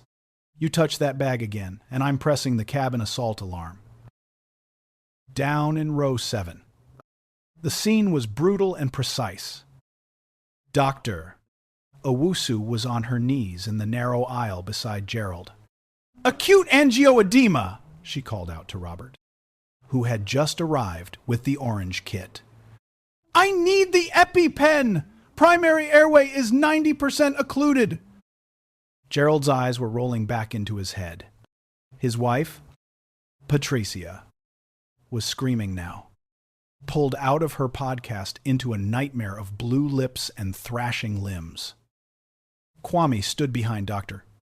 Owusu, his massive hands reaching down to steady Gerald's shoulders, holding the thrashing man perfectly still, so Dr. Owusu could find the lateral sweep of the thigh. "Hold him," Amma ordered, pulling the safety cap off the auto-injector. "Gerald, stay still! This is epinephrine!" Kwame locked Gerald's upper body in an iron vise. His field-tested strength, built from hauling camera rigs across Liberian mud and Saharan sand, holding the 220-pound executive completely motionless. Amma slammed the EpiPen into Gerald's outer thigh, holding it for 10 solid seconds. 1, 2, 3. Amma counted aloud, her voice ringing across the silent cabin. 10. She pulled the needle back. Gerald's body convulsed once. Hard, his chest heaving as the powerful bronchodilator surged through his bloodstream, forcing the swollen tissues in his throat to open by fractions of a millimeter. A thin, whistling gasp of air tore through Gerald's lips. "He's taking air," Kwame said, his voice steady as a rock, his hands still holding Gerald's shoulders. "Keep the oxygen mask on him." Robert Asante handed Amma the oxygen mask, his hands moving with professional grace, oxygen flowing at 6 liters. "Doctor." Amma fitted the mask over Gerald's face. The whistling gasp turned into a deep, ragged, shuddering breath. The blue in his lips began to fade back to a mottled, pale pink. 19 minutes, Amma whispered, wiping a bead of sweat from her forehead with the back of her wrist. She looked up at Kwame, her eyes filled with a fierce, professional respect. "If you hadn't seen him retracting when you did, if we'd waited for the call light, his airway would have closed completely. We would have been doing an emergency cricothyroidotomy with a galley knife." Kwame didn't answer. His eye had already moved. He looked past the crowd of staring passengers in economy, past the purser, straight down the narrow carpeted line of the first-class aisle. He saw Marcus Nkosi standing in row 4 with his phone raised. He saw Kojo Mensah standing near the forward galley, his hand still resting on the handle of Kwame's Cordura equipment case. Kwame walked down the aisle. He didn't run. He walked with the heavy, deliberate tread of a man who had walked through military checkpoints in Goma and rebel barricades in Monrovia. The olive canvas jacket swung at his sides. His work boots left deep, dark prints in the plush first-class pile. Kojo Mensah saw him coming. He let go of the handle, stepping back toward seat 1B, his hands coming up in a smooth, defensive gesture. "Now, Kwame, let's be reasonable," Kojo said, his London accent returning like a suit of armor. "I was simply moving the bag to ensure it wasn't damaged during the medical commotion in the rear." Kwame stopped 18 inches from Kojo. He didn't look at Kojo's hands. He looked straight into Kojo's eyes. "You touched the case," Kwame said. "I was securing the cabin." "You touched my father's tape," Kwame repeated. His voice wasn't loud, but it had the density of iron. Vincent Marsh stood up in 3A, his face pale, looking between Kojo, Kwame, and Marcus. "Koyo, were you really trying to take his bag?" Vincent asked, the corporate certainty in his voice suddenly sounding hollow. "Cheap. Completely undone. While that guy back there was dying?" Kojo didn't look at Vincent. "Shut up, Marsh," Kojo snapped, the corporate politeness entirely gone now. "You don't understand how high the stakes are here." "I understand what a thief looks like," Marcus Nkosi said from row 4, his phone still recording. "And I've got 3 minutes of unedited 4K footage of you trying to lock a passenger's private property in the galley vault while a man was suffocating 6 rows away." Robert Asante came walking back into the forward cabin, his face grave, carrying the empty EpiPen casing. He stopped beside Kwame. "Mr. Mensah," Robert said, his Ghanaian accent deepening, carrying the quiet, formidable weight of a senior purser who had served 24 years in the air. I heard what Mr. Nkosi said, and I saw where Mr. Asare's bag was sitting when I ran back to row 7 with the medical kit. It was under seat 3B. It is now sitting in the middle of the aisle. Kojo Mensah smoothed his silk tie, his jaw working as he calculated the corporate damage.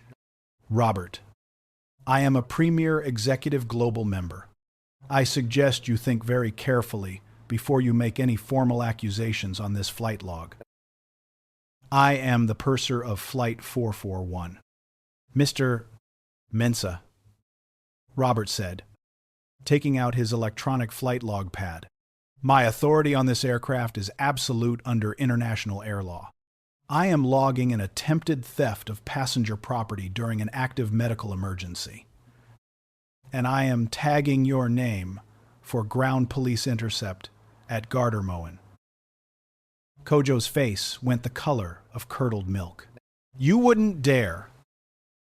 Watch me, Robert said, his thumb tapping the screen with cold, precise clicks. Vincent Marsh sat down heavily in 3A. He looked at Kwame Asare's worn boots, then down at the Cordura bag on the floor, then at Kojo Mensah's gold tie bar, the 30-second arithmetic that Vincent had used his entire life to assess value, the arithmetic that had told him Kwame was trash and Kojo was power, had just collapsed into a pile of ash at 32,000 feet. Pamela, Vincent whispered to his wife, his voice cracking. I think I need to sit in the back. Pamela didn't look at him. She pulled her eye mask back down over her face. Sit wherever you want. Vincent, you've made enough of a fool of yourself for one flight. Kwame bent down. He picked up his Cordura equipment case with his calloused hands. He checked the double zips. He checked the zips again. Then he placed it back under seat 3B, right between his heavy work boots, where it belonged. He looked at Marcus Nkosi. You kept your light on, Kwame said. Marcus lowered his phone, his hand trembling now that the adrenaline was washing out. You told me in your lecture at Tisch last year, the camera creates ethical obligation. You don't turn it off when things get uncomfortable. Kwame's mouth twitched into the smallest, rarest fraction of a smile. Sit down. Marcus, we still have 4 hours to Oslo. 2 hours later, Flight 441 was floating over the dark, frozen vastness of the Norwegian Sea. Below the clouds, the water was black, ice-capped, and 3 miles deep. Inside the cabin, the lights were dimmed to a deep, restful blue. Gerald was fast asleep in row 7, his breathing slow and regular under the oxygen mask, his wife Patricia holding his hand with both of hers, refusing to let go even for a second. Dr. Ama Owusu sat in 5A, her tablet resting on her lap, looking out the window at the northern lights beginning to green the edge of the horizon. In first class, Kojo Mensah sat in 1B, completely silent, staring at the darkened screen in front of him, his corporate folio closed, his gold Mont Blanc pen hidden away in his pocket. He knew what was waiting for him at Gardermoen. Robert Asante had already radioed the Norwegian State Police. The attempted theft log was signed by the purser, witnessed by an NYU film student's video file, and backed by the testimony of a Ghanaian British immunologist. Vanguard Global's legal team would spend the next 6 months trying to quietly settle the scandal before the Norwegian press got hold of the story. Vincent Marsh sat in 3A, staring straight ahead. He hadn't spoken a word in 2 hours. Every time his arm brushed the divider between 3A and 3B, he pulled it back as if the plastic were red hot. Kwame Asare had his notebook open on his tray table. He wasn't writing about Vincent Marsh. He wasn't writing about Kojo Mensah. He was writing about the tape. He reached down, pulled the TDK D90 out of its padded case, and laid the small plastic rectangle on the tray table beneath his reading light. The brown magnetic tape was visible through the clear cassette window. 36 years old, holding 47 minutes of a 29-year-old sergeant's voice recorded in a tent on a hill in West Africa. Kwame touched the plastic with his index finger. Suddenly, without warning, the aircraft lurched. It wasn't ordinary turbulence. It was a violent, vertical drop, 1,000 feet of clear air sheer over the edge of the Arctic front. The cabin overhead lockers groaned. Loud. Metallic times, crack times echoed from the forward galley, followed immediately by the harsh, acrid smell of burning insulation. The blue cabin lights flickered, died, and were replaced by the harsh, flashing red of the master emergency circuit. A loud, piercing alarm chimed 3 times through the PA system. Beep, beep, beep. The captain's voice came over the speaker. Sharp, urgent, stripped of all routine, professional calm. Flight crew. Emergency stations! We have an uncontained electrical fire in the forward lower hold. All passengers... Oxygen masks will drop. Prepare for emergency descent. With a loud pneumatic hiss, the yellow oxygen masks dropped from the ceiling panels across the entire cabin, swinging wildly in the red emergency light. In the forward galley, a thick, greasy plume of black smoke came pouring out from under the galley vault door, the very door where Kojo Mensah had tried to lock Kwame's equipment case. Robert Asante shouted from the galley, "Fire in the forward junction! I need the halon extinguisher!"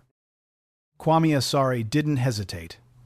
He grabbed the TDK D90 cassette off his tray table, shoved it deep into the inner breast pocket of his olive canvas jacket, and zipped the pocket tight against his chest.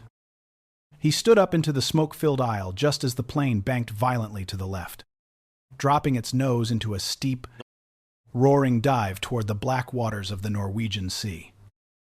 Vincent Marsh was screaming in 3A, his hands clawing uselessly at his yellow oxygen mask. Kojo Mensah was frozen in 1B, staring in horror at the black smoke billowing out of the galley door, blocking the primary escape hatch. Kwame reached into his jacket pocket, felt the hard, square edge of his father's tape resting directly against his heart, and stepped forward into the smoke. He looked toward the galley door. The lock on the steel vault was melting in the heat, the internal wiring sparking white-hot against the aluminum bulkhead. The plane roared as it punched through 40,000 feet, diving dark and blind into the Arctic night. The black smoke didn't rise, at 32,000 feet.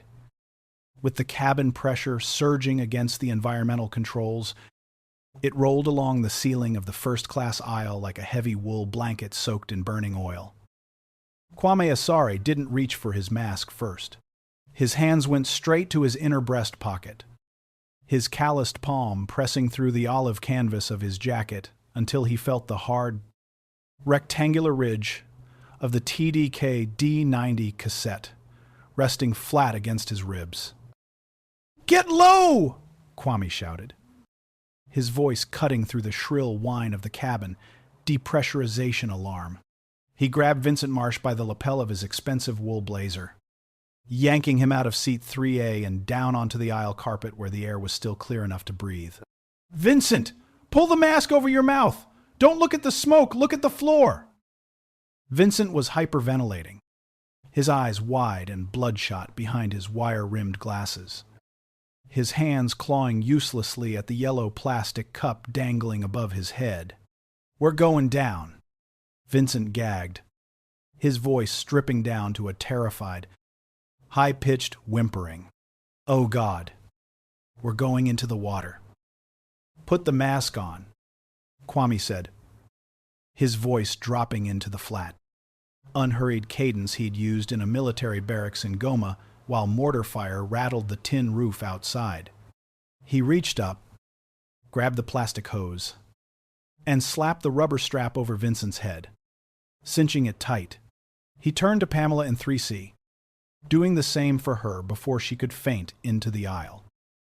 In seat 1B, Kojo Mensah was trapped against the forward bulkhead.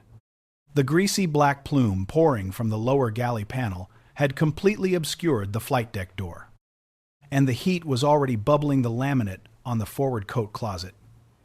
Kojo was clutching his leather Vanguard Global folio to his chest like a shield, coughing violently. His silk tie loosened, his eyes watering so hard he couldn't see the aisle. "Asare!" Kojo choked out, staggering toward 3B, his polished corporate authority melting into raw, instinctual panic. "The forward door, the latch is jammed. We can't get out." "The forward door stays sealed until we touch the ground." "Mensah," Kwame said, stepping into the space between Kojo and the galley. He pulled a bottled water from the armrest caddy, cracked the cap, and doused a linen service napkin, pressing it over Kojo's mouth and nose. "Sit down in 2D and keep your head between your knees." "My files." "Sit down!" Kwame commanded.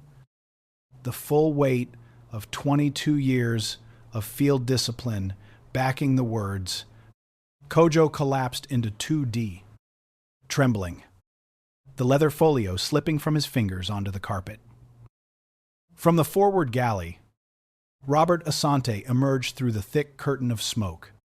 A heavy red Halon 1211 extinguisher cradled under his arm, his face mask secured tight against his cheeks. "Kwame!" Robert called out over the roar of the engines. "The junction panel behind the coat closet! The insulation's burning!" Kwame didn't ask if he was allowed to help. He stepped into the galley beside Robert, grabbing a second fire extinguisher from the wall bracket beside the jump seat. Together, the two men stood side by side in the narrow, choking space, pulling the safety pins and aiming the nozzles straight into the sparking, white-hot electrical seam behind the panel. The halon hit the flames with a deafening, pressurized hiss, displacing the oxygen in a cloud of cold, chemical fog. The white-hot sparks sputtered, died, and black, dead ash settled over the aluminum floor plates. 10 minutes later, the Boeing 787's tires slammed onto the frozen concrete of runway 01 left at Gardermoen Airport in Oslo. The impact was violent, the anti-skid brakes groaning against the ice.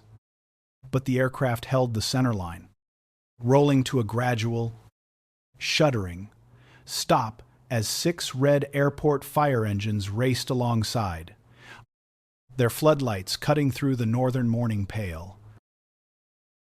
The Gardermoen gate area smelled of freezing Norwegian air, stale coffee, and the cold adrenaline of 200 passengers who had just walked off an emergency evacuation ramp.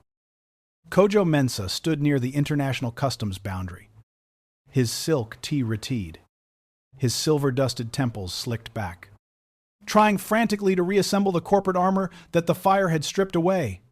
Standing beside him were 2 armed officers of the Times, Politiet Times, and a senior inspector from the Norwegian Customs Authority named Inspector Lindquist, holding a sheaf of legal papers that Kojo's Norwegian law firm had faxed to the gate 40 minutes before Flight 441 landed. "I am directing you under International Maritime and Aviation Commercial Code, Section 402, Kojo was saying to Inspector Lindquist, his Dartmouth-polished voice loud enough to carry across the gate area. "The passenger in 3B, Kwame Asare, is in possession of stolen corporate intelligence and unvetted magnetic media belonging to Vanguard Global's infrastructure subsidiary, We require immediate physical impoundment of his luggage, his equipment case, and all personal carry-on items before he crosses the border. Inspector Lindquist, a tall, broad-shouldered Norwegian woman with cold gray eyes, looked at the papers, then looked up as Kwame Asare walked toward the boundary line.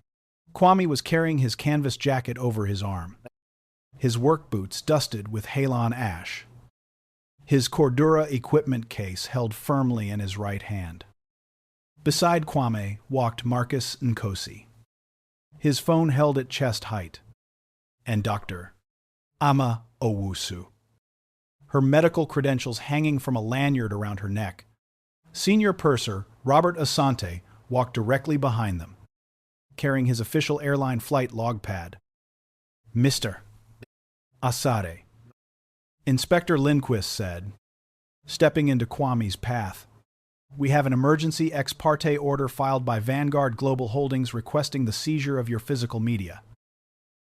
Inspector Robert Asante interrupted, stepping forward before Kojo could speak. I am Robert Asante, Senior Purser of Flight 441. Before you execute any corporate civil order, I am required under FAA and ICAO regulations to submit the official aircraft incident log for tonight's flight. Robert handed the electronic tablet directly to Lindquist. Read line 47. Inspector, Robert said softly, glaring straight at Kojo Mensah, and then line 52. Inspector Lindquist tapped the screen, her eyebrows raised slightly.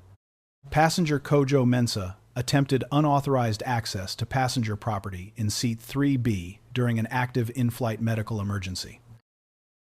Passenger Kojo Mensah filed a false hazardous material report regarding unvetted lithium cells in an attempt to force crew confiscation of private media. That is a completely fabricated crew entry, Kojo snapped, his voice cracking. I am Premier Corporate Counsel for Vanguard.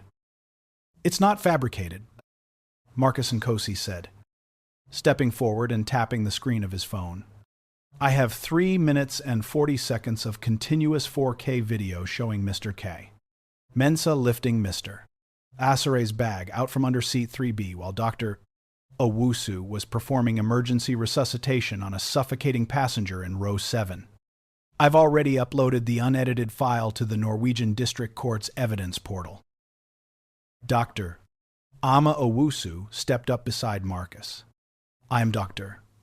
Ama Owusu, consultant immunologist at Imperial College London. I can confirm under oath that Mr. Mensah's actions endangered the crew's emergency response during an acute angioedema event, and that he used a false safety claim to attempt theft of private property at altitude. Inspector Lindquist looked at the video playing on Marcus's phone. She saw Kojo's hand gripping the canvas handle. She saw the emergency lights flashing red in the cabin behind him. She saw the absolute clarity of the act. Lindquist folded Vanguard Global's ex parte seizure order in half and handed it back to Kojo Mensah. Mr. Mensah, Lindquist said, her voice dropping into a register colder than the fjord outside. Under Section 182 of the Norwegian Criminal Code, filing a false aviation safety declaration is a felony. Interfering with emergency operations on a commercial aircraft is a federal offense, and attempted larceny during an in-flight crisis carries a mandatory detention period. She turned to the 2 times Politiet Times officers standing behind her. Take Mr. Mensah to the airport holding facility. Lindquist said, contact the state prosecutor. Vanguard Global's civil injunction is denied. Kojo Mensah's face went gray. As the 2 Norwegian officers took his arms, his silver Mont Blanc pen slipped from his breast pocket, clattering against the polished granite floor. Kwame didn't kick it. He didn't pick it up. He simply walked past it, his heavy boots stepping around the gold-trimmed pen as if it were a bit of trash blown in from the tarmac. In the Gardermoen first-class lounge, 2 hours later, the morning light was coming up thin and silver over the snow-covered runways. Vincent Marsh sat in a leather armchair near the floor-to-ceiling glass, a paper cup of black coffee cooling between his hands. He hadn't touched the coffee. He hadn't taken off his coat. Pamela Marsh sat across from him, her hands folded in her lap, watching her husband with the quiet, devastating clarity of a woman who had spent 30 years letting a man perform his superiority and had just watched the stage collapse under his feet. "He didn't even look at you." "Vincent," Pamela said softly. Vincent didn't answer. His eyes were fixed on the runway where Flight 441 was being towed toward a maintenance hangar, its tail fin gleaming in the Arctic sun. He pressed the call button 90 seconds before anyone knew that man was choking. Pamela continued, her voice flat, unhurried, carrying the weight of 30 years of unsaid things. "And then he went into the galley with the purser and fought an electrical fire while you were screaming under an oxygen mask. And you called him trash. You told the whole cabin he looked like he wandered in from a construction site." Vincent swallowed hard, his throat dry. "Pamela, I was just managing expectations." The seat. "Stop," Pamela said. She stood up, picking up her handbag. "Don't say the word times expectations times ever again. Not to me.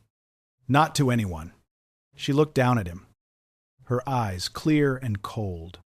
"I'm taking my own car to the hotel in Oslo. I have my own meeting at 2. You should stay here until you figure out what you're going to say to yourself when you look in the mirror tomorrow morning." She turned and walked out of the lounge, her heels clicking rhythmically against the stone, leaving Vincent Marsh alone in the leather chair. Vincent sat there for 20 minutes. Then, with hands that were shaking so badly he could barely align the cap, he took a heavy cream notepad from his briefcase, pulled a pen from his pocket, and wrote the first line. "I was the man in 3A. I want to say something about that." He looked at the line for a long time. He didn't tear the page out. He left the pad open on his knee, watching the snow blow across the tarmac outside, knowing that the dismantling of 30 years of arrogance was going to take the rest of his life, and that this sentence was the only honest thing he had written in 30 years. The main auditorium of the Oslo International Documentary Film Festival held 450 seats, and at 9 p.m. that evening, every single one of them was occupied.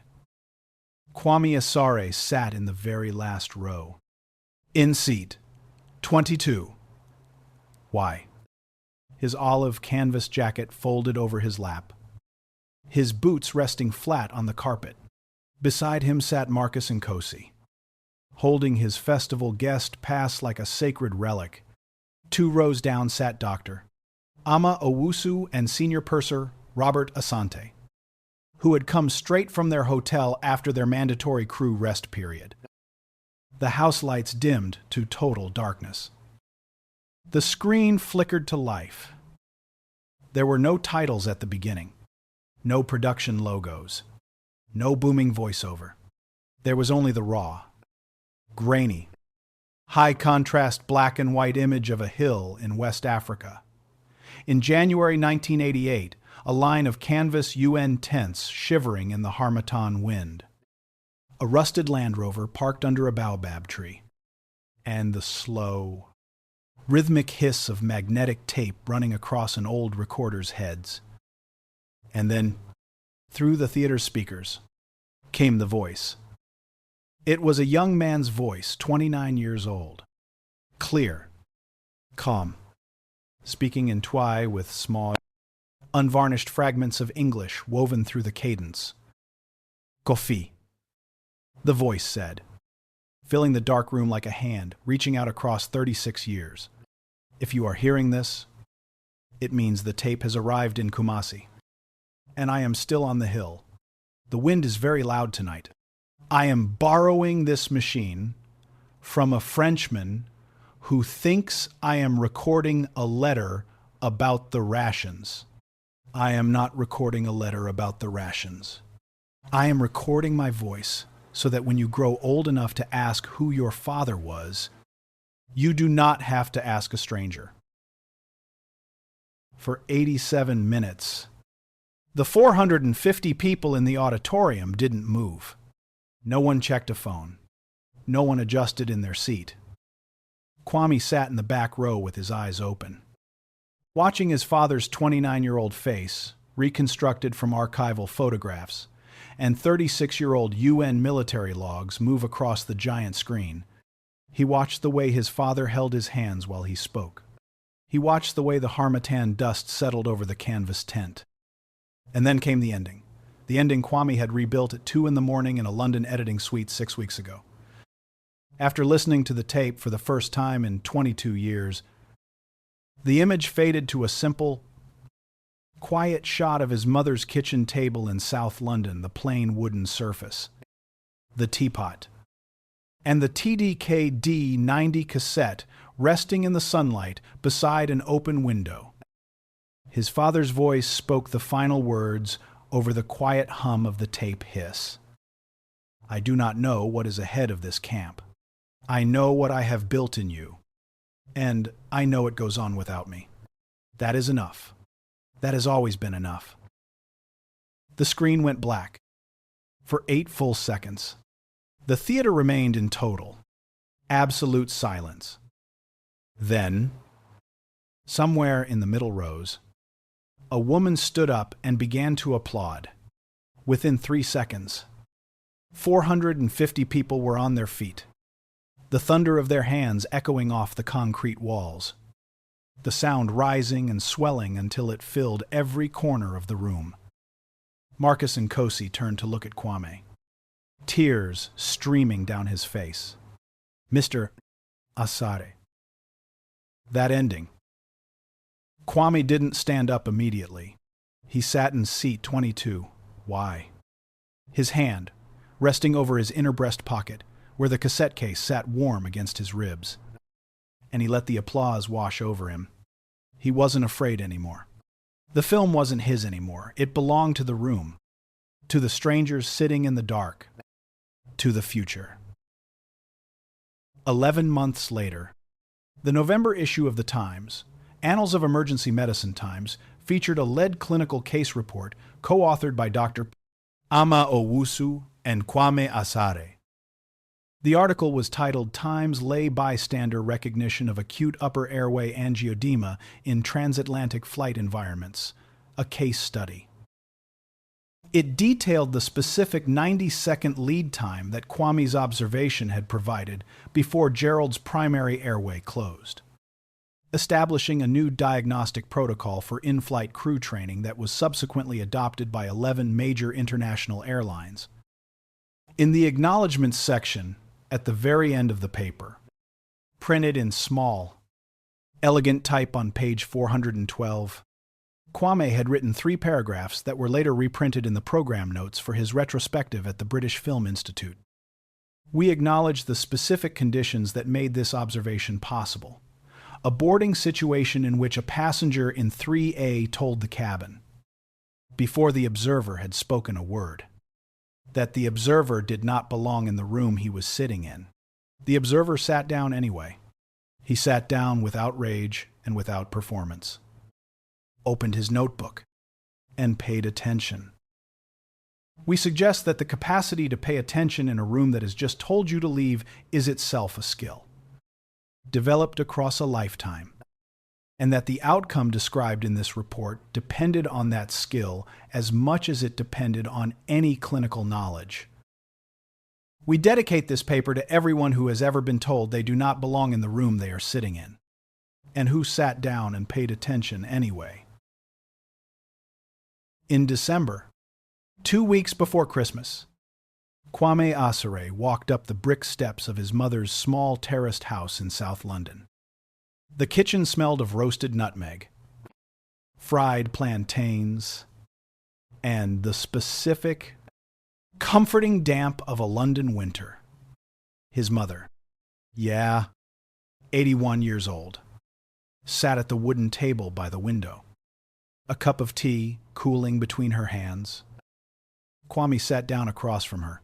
He unzipped his canvas jacket, reached into his inner pocket, and set the padded equipment case on the table. He opened the Ziploc bag, opened the archival box, and laid the TDKD 90 cassette flat on the worn wood between them. Ya looked at the tape for a long moment. She didn't pick it up immediately. She touched the plastic edge with the tip of her thumb, tracing the small, faded label where Emmanuel Asare had written his name in blue ballpoint ink 36 years ago.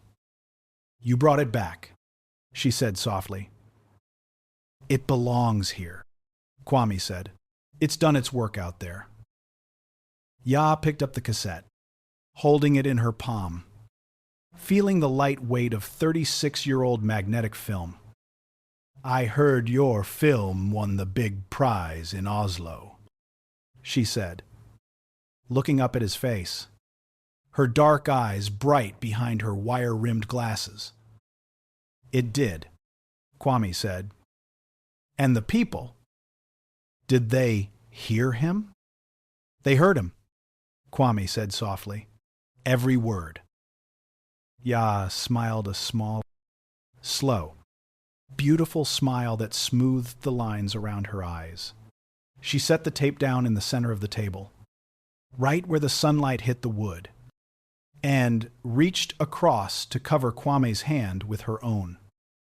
"He sounds exactly like you, Kwame," she whispered. "He always did."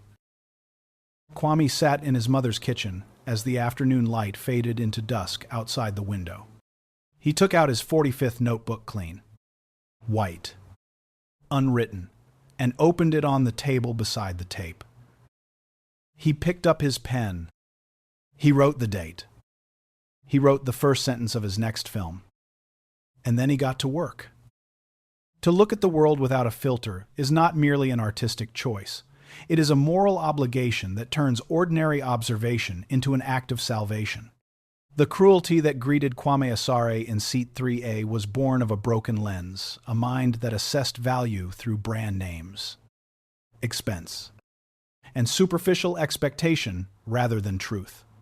But the camera eye that Kwame had spent 22 years building did not accept the lie of appearances, choosing instead to hold the image steady until reality revealed what was actually there. In doing so, he proved that dignity is never given by the room you walk into, but carried within the quiet discipline of your own attention. When the critical moment comes, it is never the loudest voice that saves the room, but the one that was paying enough attention to see what was wrong before it was too late. This story is fiction, but the pattern of being judged and dismissed before you even take your seat plays out in airplanes, boardrooms, and hospital waiting rooms every single day. The lesson Kwame Asare leaves us with is simple. Never let someone else's broken filter define your worth. Because the very room that tries to tell you that you don't belong might be the one that needs your vision to survive. So let me ask you, when was the last time you sat in a room that tried to make you feel small? And how did you choose to hold your ground? If this story spoke to you, leave your thoughts in the comments below. Share it with someone who needs to be reminded of their own quiet power. And subscribe so you never miss another story of dignity and justice. Keep your eyes steady. Hold the lens true. And press the button when it matters most.